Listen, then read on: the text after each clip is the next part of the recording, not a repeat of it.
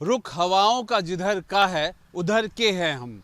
ये लाइन कुछ ऐसे ही है जो कि ये कहती है कि जिस तरफ हवा बहती हो उस तरफ आदमी चल पड़ता है। लोकसभा के चुनाव में एक ऐसी ही तस्वीर, एक ऐसा ही बयान आखिरकार चर्चाओं में आ गया है, क्योंकि ये बात राजा भैया ने कही है, कुंडा के विधायक। और कुंडा के विधायक का मतलब है रघुराज प्रताप सिंह उर्फ राजा भैया। राजा भैया का ये बयान अपने आप में बेहद महत्वपूर्ण है कि लोकसभा के चुनाव में खास तौर पे कौशाम्बी को लेकर के और प्रतापगढ़ पे उनका न्यूट्रल हो जाना ऐन वक्त पर, ये अपने आप में बहुत बड़ा संदेश है। इसलिए भी कि जहां पर एक एक समर्थकों को ढूंढा जा रहा है, एक एक नेता को ढूंढा जा रहा है, और ये कोई एनडीए ही नहीं बल्कि विपक्ष का इंडिया अलायंस भी देख रहा है कि कैसे एक एक वोट का मतलब महत्वपूर्ण हो जाता है, कैसे जीत के लिए एक एक व्यक्ति, एक एक नेता जरूरी हो जाता है। इन सब के बीच में राजा भैया ने कहा कि कौशाम्बी में विनोद सोनकर जो कि बीजेपी के प्रत्याशी हैं और संगम लाल गुप्ता जो कि प्रतापगढ़ के प्रत्याशी हैं, इन दोनों को ही लेकर के उन्होंने अपने कार्यकर्ताओं, उनके समर्थक और वहाँ के लोगों को कहा कि वो अपने अंतरात्मा की आवाज़ सुन करके ही वोट डालें। वो इस वक्त किसी के साथ नहीं हैं, क्योंकि ये बात इसलिए महत्वपूर्ण हो जाती है कि मंगलवार को उन्होंने अपने कार्यकर्ताओं के समर्थकों को बैठक बुलाई और बैठक इसी बात पे थी कि आगे की रणनीति क्या होगी। यहाँ ये बताना जरूरी है कि राजा भैया आखिर हैं क्या, कौन है और कितना राजनीतिक उनका कद है। लेकिन राजा भैया से आप सब बेहद अच्छी तरह वाकिफ हैं, इसलिए सिर्फ इतना बता देना कि 28 साल से लगातार विधायक हैं वो कुंडा के, और चाहे बात प्रतापगढ़ के लोकसभा चुनाव की हो या फिर कौशाम्बी की, दोनों ही सीटों पर उनका दबदबा रहता है।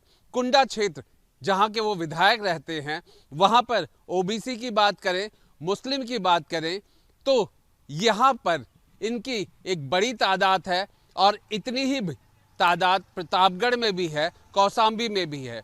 अब जब माहौल ऐसा चल रहा है तो राजा भैया के लिए मुश्किल ये हो रहा है कि उधर से भारतीय जनता पार्टी की तरफ से उनको कोई बहुत पिछले 10 सालों में तरजीह नहीं मिली। हालांकि उन्होंने वक्त वक्त पर भारतीय जनता पार्टी की मदद जरूर की, चाहे फिर वो राज्यसभा का चुनाव जो कि अभी हाल ही में हुआ, उसमें भारतीय जनता पार्टी के प्रत्याशी की तरफ मतदान करके किया, और इसी तरीके से और भी ऐसे कई मौके आए जब राजा भैया ने मदद की। आखिरकार उन्हें इन 10 सालों में कुछ ऐसा हासिल नहीं हुआ जिसके लिए वो भारतीय जनता पार्टी के बिल्कुल नज़दीक चले जाते। कोशिशें जारी रही, दोनों के बीच में समन्वय रहा, रिश्ते अच्छे रहे। हाँ, ये जरूर हुआ कि 2022 के चुनाव में एक वक्त ऐसा आया जब अखिलेश के साथ राजा भैया की तल्खियाँ बढ़ गई। एक बयान उनका अखिलेश यादव का कि कुंडा में कुंडी लगा देंगे, ये बयान अपने आप में चर्चा में रहा।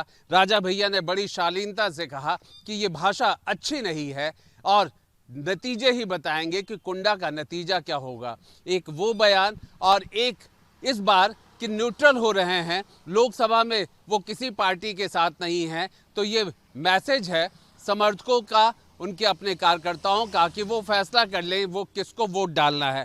थोड़ा सा बहुत संक्षेप में बताएं, प्रतापगढ़ में आमतौर पर वो कांग्रेस का गढ़ माना जाता था, इसलिए कि वहाँ पर कांग्रेस का ही प्रत्याशी लोकसभा में जीतता था। लेकिन 2014 के बाद एक अलग कहानी हुई, वहाँ से बीजेपी का प्रत्याशी जीतने लगा।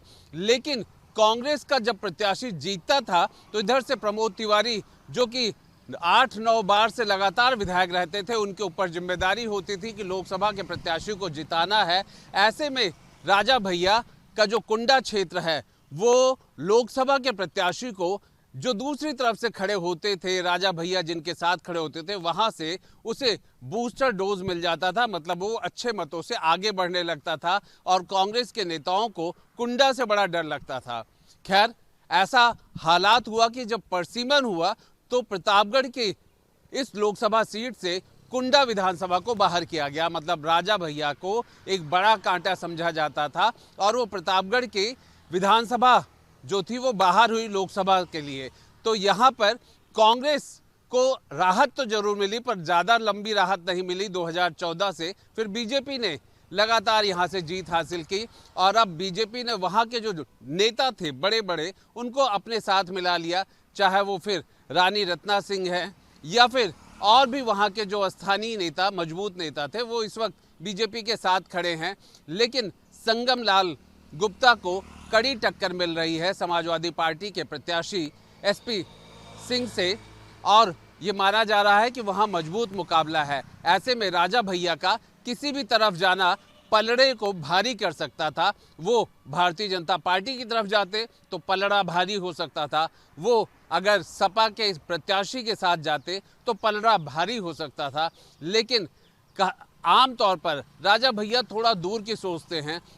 उनको लग रहा है कि हवा किसी की नहीं है, न सपा की न बीजेपी की। तो कहीं ऐसा तो नहीं है कि जो मुस्लिम मतदाता कुंडा क्षेत्र में है, जो ओबीसी कुंडा क्षेत्र में है, अगर वो बीजेपी के प्रत्याशी का यहाँ पर समर्थन कर देते हैं और वो जीत नहीं पाएगा, या फिर समाजवादी पार्टी के प्रत्याशी का समर्थन कर देते हैं और वो जीत नहीं पाएगा, तो कुंडा के उनकी जनता पे ये जरूर प्रभाव पड़ेगा कि राजा भैया के समर्थन के बावजूद भी ये प्रत्याशी जीता नहीं। यही हालत कुछ कौसाम्बी का है, जहाँ पे पुष्पेंद्र सरोज हैं एक तरफ, तो दूसरी तरफ विनोद सोनकर हैं। सोनकर से जो कि बीजेपी के प्रत्याशी है, उनका पुराना एक तौर पर कहा जाए 36 का आंकड़ा है।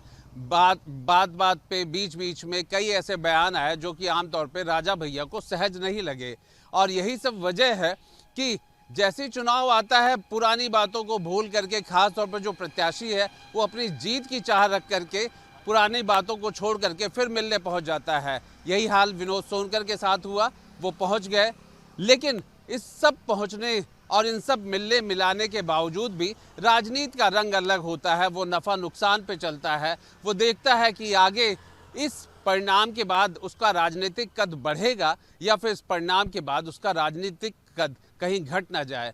राजा भैया का कद वैसे प्रतापगढ़ और कौसाम्बी के इलाके में हमेशा हर चुनाव में बढ़ता रहा है। बाबागंज एक क्षेत्र है जहां से वो जनसत्ता उन्होंने 2018 में बनाया, तो वहां से कुंडा से वो खुद जीत कर आते थे। जनसत्ता का एक विधायक खुद राजा भैया और दूसरा विधायक वहां पर विनोद सरोज जो कि सुरक्षित सीट है वो हुआ करते हैं। तो दो विधायकों के साथ अब 2 लोकसभा का फैसला और उनके प्रत्याशियों को लेकर के फैसला कि आखिर क्या होगा। लेकिन राजा भैया को लग रहा है कि हवा कहीं का नहीं है। इसीलिए मैंने शुरुआत की थी कि जिस तरफ हवा है उधर के हैं हम। तो इस वक्त जनता की तरफ का हवा है, इसलिए राजा भैया ने सब कुछ जनता पे छोड़ दिया कि जो आपकी मर्जी है वो करिए। आप अपनी अंतरात्मा की आवाज़ पहचानिए, सुनिए और समझिए और जिस भी प्रत्याशी को देना है दे दीजिए, क्योंकि वो अपने क्षेत्र का समीकरण नहीं बिगाड़ना चाहते हैं। वो अपने कुंडा क्षेत्र में किसी भी तरीके का ये संदेश देना नहीं चाहते हैं कि उन्होंने जिनका समर्थन किया उसका परिणाम जो है वो ठीक नहीं रहा। परिणाम ही हर चीज़ का आखिरकार फैसला देता है। अब बयान उनके क्या हैं, उनके बयानों का क्या असर होता है, लेकिन ये ज़रूर है कि राजा भैया के हर बयान का मतलब होता है और इस वजह से प्रतापगढ़ और कौसाम्बी को लेकर के ये बयान बेहद महत्वपूर्ण हो गया है। और 5वें चरण में कौसाम्बी है, 6ठे चरण में प्रतापगढ़ है। इन सब चरणों के बीच में इस बयान का बड़ा मतलब निकल रहा है, क्योंकि आसपास के क्षेत्र में राजा भैया का दबदबा भी है, राजनीतिक रसूख भी है और सबसे बड़ी बात है समीकरण के वो ठीक ठाक वहाँ के जानकार हैं। ऐसे में राजा भैया का ये बयान अपने आप में महत्वपूर्ण है कि जनता ही जनार्दन है, जो सोचे वो करे। वीडियो जर्नलिस्ट समीर के साथ Alok Pandey, news state digital, Lucknow.